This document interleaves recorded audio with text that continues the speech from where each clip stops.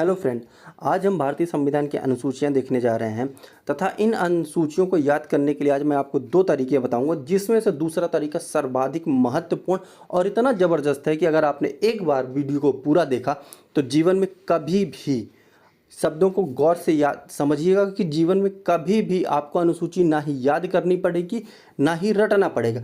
इसलिए आप वीडियो को अंत तक देखें और वीडियो में बने रहें ताकि आपको अनुसूची याद करने की झंझट ही खत्म हो जाए। तो दोस्तों, जो पहला ट्रिक है, पहला तरीका है, वो उसे हम कहते हैं लिंकिंग ट्रिक। क्या कहते हैं? Linking trick. इसमें हम क्या करते हैं, शब्द को एक दूसरे से लिंक करके एक स्टोरी जनरेट करते हैं, उसके द्वारा हम क्या करते हैं, अनुसूचियों को याद करते हैं। तो सबसे पहले हम लिंकिंग ट्रिक देखेंगे और उसके द्वारा अनुसूचियों को याद करेंगे। तो दोस्तों, लिंकिंग ट्रिक में क्या होता है कि राज्य के वेतनभोगी कौन होते हैं? राज्य के वेतनभोगी शपथ लेकर राज्यसभा में अनुसूचित जाति, जनजाति और अन्य जनजाति क्षेत्र के प्रशासन, शक्ति, भाषा और भूमि का मुद्दा उठाया, जिसमें सभी दल, पंचायत और नगर पालिका ने साथ दिया। ये एक लिंकिंग ट्रिक है कि राज्य के जितने भी वेतनभोगी होते हैं उन्होंने शपथ लिया और राज्यसभा में गए और राज्यसभा में जाकर अनुसूचित जाति, जनजाति और अन्य जनजाति क्षेत्र के प्रशासन, शक्ति, भाषा, किसका? प्रशासन, शक्ति, भाषा का मुद्दा उठाया। कहाँ पे? राज्यसभा में मुद्दा उठाया, जिसमें क्या हुआ, सभी दलों ने साथ दिया, पंचायत ने साथ दिया और नगर पालिका ने साथ दिया। ये एक लिंकिंग प्रोसेस एक स्टोरी की तरह है कि राज्य के वेतनभोगी शपथ लिया, राज्यसभा में गए, जिसमें उन्होंने अनुसूचित जाति, जनजाति और अन्य जनजाति क्षेत्र के प्रशासन, शक्ति, भाषा और भूमि से संबंधित मुद्दा उठाया, जिसमें सभी दल, पंचायत और नगर पालिका ने साथ दिए। अब इसमें हम दोस्तों देखते हैं क्या है, अनुसूचियां कहाँ पर इसमें दी गई हैं। तो सबसे पहले अनुसूची एक में क्या है, राज्यों का उल्लेख। ठीक है। अनुसूची 2 में हमारे वेतनभोगी आते हैं। अनुसूची 3 में हमारा शपथ आता है। अनुसूची 4 में हमारे राज्यसभा की सीटों का आवंटन की बात कही गई है।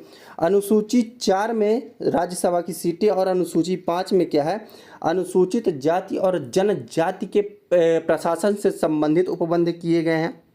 वहीं अनुसूची 6 में जो है अन्य जनजाति क्षेत्र, जिसमें एटीएम स्क्वायर है, ये क्या होता है मैं आपको आगे इसकी स्लाइड में बताने वाला हूँ, इसलिए आप वीडियो में बने रहें। तो अनुसूची 6 में क्या है, अन्य जनजाति क्षेत्र के प्रशासन से संबंधित प्रावधान किया गया है। अनुसूची 7 जो है, अनुसूची 7 में क्या कहता है, शक्तियों का बंटवारे की बात कही गई है। अनुसूची 8 में क्या है, भाषा की बात की गई है कि हमारे संविधान में कितनी भाषाएं हैं। ठीक है। और अनुसूची 9 में हमारे लैंड रिफॉर्म की बात की गई है, भूमि अधिनियम की बात की गई है। अनुसूची 10 में हमारे दल बदल की बात की जाती है। अनुसूची 11 में हमारे पंचायत की बात की गई है और अनुसूची 12 में क्या है, नगर पालिका की बात की गई। अब हम दोस्तों इस ट्रिक को हम एक बार फिर से रिवाइज करते हैं और फिर हम इसको थोड़ा सा पढ़ते हैं।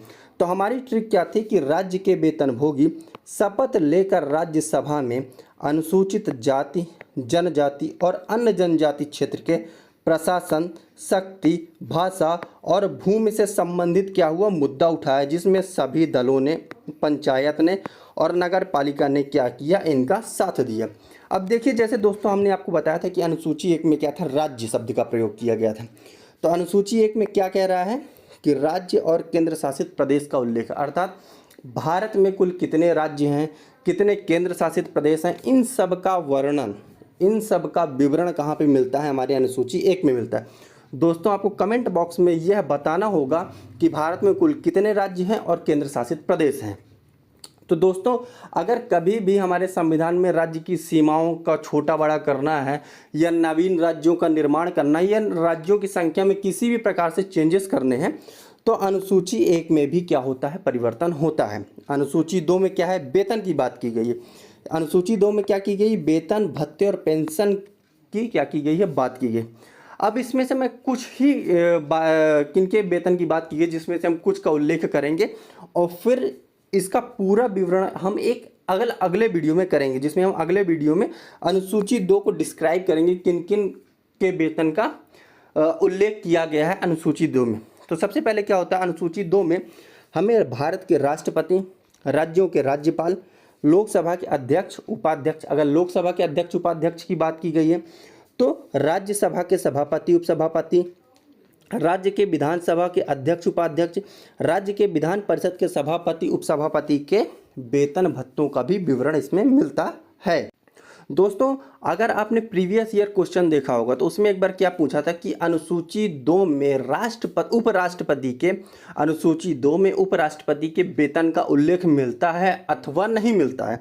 तो उसका उत्तर क्या है? नहीं, क्योंकि जस्ट अभी हमने बताया है कि उपराष्ट्रपति की जगह हमने राज्यसभा के सभापति उपसभापति के वेतन का उल्लेख किसमें मिलता है? अनुसूची 2 में मिलता है। तो दोस्तों हमने अनुसूची 2 के बारे में आपको बताया है, जिसका एक अलग से वीडियो लेके आएंगे जिसमें मैं पूरी लिस्ट बताऊंगा कि किसका किसका अनुसूची 2 में वेतन भत्ते के बारे में उल्लेख मिलता है। अनुसूची 3 में क्या है? शपथ। अनुसूची 3 में क्या होता है? शपथ का उल्लेख मिलता है कि कौन कौन से व्यक्ति क्या होंगे, इसमें शपथ दिलाई जाएगी। अगर हम बात करते हैं शपथ में, तो हमें मिलता है कि संघ के मंत्री हो गए, संसद के निर्वाचन हेतु अभ्यर्थी हो गए, संसद के सदस्य हो गए, इसके अलावा राज्य मंत्री हो गए, कैग हो गए, सर्वोच्च न्यायालय के न्यायाधीश सहित अन्य लोगों को भी क्या है? अनुसूची 3 के तहत शपथ दिलाई जाती है। दोस्तों मैं एक वीडियो शपथ की भी लेके आऊँगा कि किन किन व्यक्तियों को अनुसूची 3 के तहत शपथ दिलाई जाती है। इसके अलावा दोस्तों अनुसूची 4 में राज्यसभा सीटों के आवंटन की बात की गई है कि किस राज्य में कितनी राज्यसभा की सीटें होंगी, इन सब का विवरण किसमें मिलता है? राज्यसभा अनुसूची 4 में। इसके अलावा अनुसूची 5 में क्या है? अनुसूचित जाति जनजाति क्षेत्र के प्रशासन से संबंधित उपबंध किया गया है। याद रखिएगा अनुसूची 5 और अनुसूची 6 में कन्फ्यूजन होता है, इसी कन्फ्यूजन को दूर करना है हम लोगों को। तो अनुसूची 5 में क्या है कि अनुसूचित जाति और जनजाति क्षेत्र के प्रशासन से संबंधित उपबंध किया गया, और वहीं अनुसूची 6 में जो है अनुसूचित जाति और जनजाति के प्रशासन संबंधी उपबंध कहाँ पे किया गया है? अनुसूची 5। अनुसूची 6 में क्या है? अन्य। क्या है? अन्य। अन्य जनजाति क्षेत्र के प्रशासन से संबंधित उपबंध मिलता है। क्या है? अन्य जनजाति क्षेत्र के प्रशासन से संबंधित उपबंध मिलता है, जिसके लिए एक फार्मूला होता है। फार्मूला क्या होता है इसमें याद करने के लिए? ATM square. ATM square. Square का मतलब क्या है? एम में क्या है? पावर चढ़ा दी गई है। अर्थात अगर हम देखते हैं तो पहली चीज़ ए से क्या होता है? असम होता है, टी से त्रिपुरा होता है, और एम से अगर बात की जाए पूर्वोत्तर में 3 राज्य हमको दिखाए जाते हैं, मिजोरम, मेघालय और मणिपुर। लेकिन स्क्वायर है तो जाहिर सी बात है एम में क्या होगा? पावर चढ़ा होगा, मतलब कि माँ के ऊपर पावर होगा। तो हम देखते हैं पावर किस में है? मिजोरम में पावर है, मेघालय में पावर, लेकिन मणिपुर में पावर नहीं चढ़ी। पावर का मतलब मात्रा नहीं है, तो मणिपुर होगा ही नहीं। तो क्या होंगे? 4 हमारे असम होगा, त्रिपुरा होगा, मिजोरम होगा और मेघालय होगा। तो अनुसूची 5 में हमको किसका उपबंध मिलता है? अनुसूचित जाति और जनजाति के प्रशासन से संबंधित। वहीं अनुसूची 6 में हमको किसका उल्लेख मिलता है? अनुसूची 6 में हमको उल्लेख मिलता है अन्य जनजाति क्षेत्र के प्रशासन से संबंधित उपबंध होगा।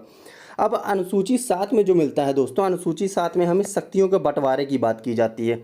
हमें अनुसूची 7 में शक्तियों की बंटवारे की बात की जाती है कि कौन कौन सी शक्तियाँ किसके पास हों। अब शक्तियों के बंटवारे का मतलब क्या है? जैसे कि हमारे पास 3 सूचियाँ होती हैं, संघ सूची, राज्य सूची और संवर्ती सूची। तो कौन से विषय में किसको शक्तियाँ प्रदान की गई हैं उसका उल्लेख कहाँ पे मिलता है? उसका उल्लेख मिलता है अनुसूची 7 में। अनुसूची 8 में हमारे आधिकारिक भाषा का जिक्र मिलता है। हमारे पास कुल कितनी लैंग्वेज हैं, संविधान में किसका उल्लेख मिलता है। दोस्तों इसको भी लेकर मैं एक सीरीज़ जरूर लेके आऊँगा, एक पूरा वीडियो लेके आऊँगा, जिससे आपको पता चल सके कि कब कौन सी भाषा जोड़ी गई है और वर्तमान में कुल कितनी भाषाएँ। अगर वर्तमान में बात की जाए तो वर्तमान में हमारे 22 भाषाएँ हैं। वर्तमान में कुल कितनी भाषाएं हैं? 22 भाषाएं हैं। और मूल रूप से कुल कितनी भाषाएं थी? मूल रूप से हमारे पास 14 भाषाएं थी। वर्तमान में 22 भाषाएं हैं, मूल रूप से 14 भाषाएं। अर्थात जितनी भी भाषाएं हैं वो संशोधन के माध्यम से ऐड होती गई होंगी। हम एक वीडियो लाएंगे जिसमें हम पूरी भाषाओं का जिक्र करेंगे कि कौन कौन सी भाषाएं कब जोड़ी गई हैं, किस संविधान संशोधन में जोड़ी गई हैं। उसके लिए भी एक अच्छी सी ट्रिक बनाऊंगा दोस्तों, जिससे आपको याद करने में झंझट ही खत्म हो जाएगी। जैसे इस वीडियो में आपको याद करने की झंझट खत्म हो गई, इसलिए वीडियो को अंत तक जरूर देखें।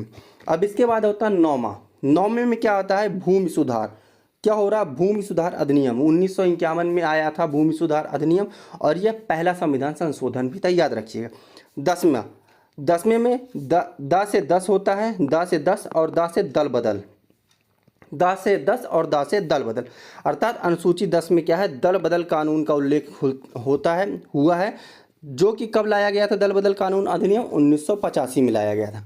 इसके अलावा दोस्तों अगर हम देखते हैं अनुसूची 11 में हमारे किसका जिक्र मिलता है? अनुसूची 11 में हमारे पंचायती राज व्यवस्था की जिक्र मिलता है, जो कि 1992 में लाया गया था। कब लाया गया था? 1992 में लाया गया था।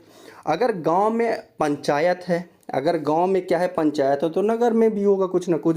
तो इसी समय क्या हुआ? अनुसूची 12 जोड़ी गई, जिसके तहत अनुसूची 12 में किसका जिक्र किया गया? नगर पालिका का जिक्र किया गया।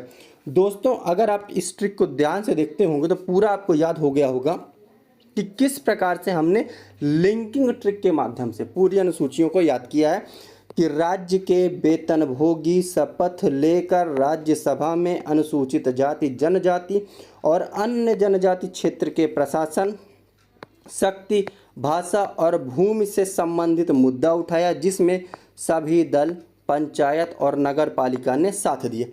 अब हम दोस्तों एक और अच्छी ज़बरदस्त ट्रिक बताने जा रहे हैं आपको, इसलिए वीडियो को अंत तक दें। अब वो ट्रिक क्या है? टीयर्स ऑफ ओल्ड पीएम, मतलब कि हमारे पुराने पीएम जिनके हमेशा आंसू बहते रहते थे। याद रखना, टीयर्स ऑफ ओल्ड पीएम। तो इसमें ट्रिक क्या है? तो अगर आप इसको पूरा देखेंगे तो स्पेलिंग क्या होती है, स्पेलिंग के थ्रू हम देखते हैं TERS, tears of old PM. तो यहाँ पे टी से क्या होता है? टी से अपनी होती है टेरिटरी। टी से क्या होता है अपना? टी से टेरिटरी, अनुसूची 1। अनुसूची 2 में क्या होता है? इसके होता है एम्यूलमेंट्स, मतलब कि होता है एक प्रकार से सैलरी कही जाती है, वेतन भत्ते की बात कही गई है। ए से होता है अफर्मेशन यानी ओथ की बात कही जाती है, यानी कि हमने बात किया था शपथ लेकर, ठीक है। आर से होता है अपने अनुसूची 4 में राज्यसभा, अर्थात राज्यसभा का जिक्र किया गया है। फिर अनुसूची 5 में क्या होता है? S for scheduled area. S for क्या है? शेड्यूल एरिया, मतलब कि हमारे जो शेड्यूल ट्राइब की बात की गई है। ओ से क्या होता है? अनुसूची 6 में मतलब कि अदर शेड्यूल्ड एरिया, जिसमें हमने किसकी बात की थी? ATM स्क्वायर की बात की थी। एफ फॉर क्या होता है? फेडरल, मतलब कि शक्तियों का विभाजन, डिवीजन ऑफ पावर, जिसमें हमने 3 अनुसूचियाँ बताई थी, संघ सूची, राज्य सूची और समवर्ती सूची। ओ फॉर क्या होता है? ऑफिशियल लैंग्वेज, हमने आधिकारिक भाषा बताई थी कि भारत की वर्तमान समय में कितनी 22 भाषाएं हैं, मूल रूप से 14 भाषाएं हैं। इसके अलावा हमने देखा एल फॉर क्या होता है? Land reform. डी फॉर क्या होता है? डिफेक्शन, मतलब कि एंटी डिफेक्शन लॉ जो होता है, दल बदल कानून। पी फॉर क्या होता है? पंचायत। और एम फॉर क्या होता है? Municipal corporation. दोस्तों उम्मीद करते हैं कि आपको यह वीडियो पसंद आई होगी और अनुसूचियों को अब याद करने में कोई भी दिक्कत नहीं होगी। आप पूरे वीडियो में अंत तक बने रहें, उसके लिए धन्यवाद दोस्तों। अगर आपको वीडियो अच्छी लगी हो तो लाइक करें, कमेंट करें, शेयर करें और सब्सक्राइब करें। बहुत बहुत धन्यवाद।